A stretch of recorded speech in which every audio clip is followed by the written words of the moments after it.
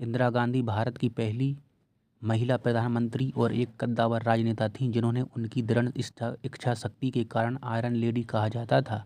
नेहरू परिवार में जन्मी इंदिरा ने 1966 से 77 और 1980 और 84 तक शासन किया, जिसमें 1971 का युद्ध, बैंक राष्ट्रीयकरण और आपातकाल 1975 प्रमुख घटनाएं थीं। वे 31 अक्टूबर 1984 को अपनी हत्या तक पद पर रहीं। इंदिरा गांधी का जीवन परिचय।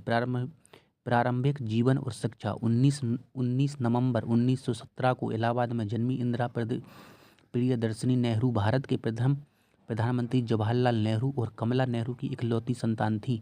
उनका लालन पालन आनंद भवन में हुआ। और हम में से किसी को कभी न वो काम करना है, कभी न वो शब्द बोलने हैं, न कभी वो विचार भी करना नहीं है जिससे भारत माता का सिर झुक सकता है। जो उस समय स्वतंत्रता संग्राम का केंद्र था। उनकी शिक्षा शांति निकेतन और ऑक्सफोर्ड में हुई।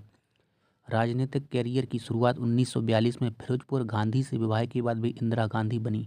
1959 में वह कांग्रेस अध्यक्ष बनी और जवाहरलाल नेहरू के निधन के बाद 1964 में लाल बहादुर शास्त्री की सरकार में सूचना और प्रसारण मंत्री बनी।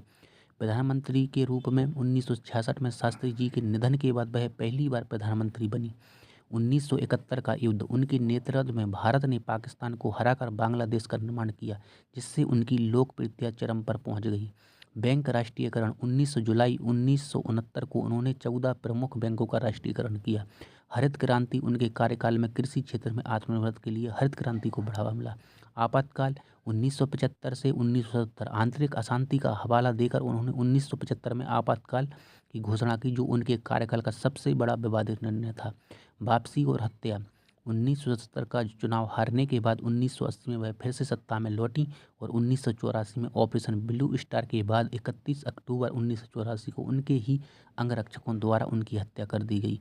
इंदिरा गांधी का विश्व स्तर पर एक साहसी और दूरदर्शी नेता के रूप में देखा जाता है, जिन्होंने कठिन परिस्थितियों में भारत का नेतृत्व किया था।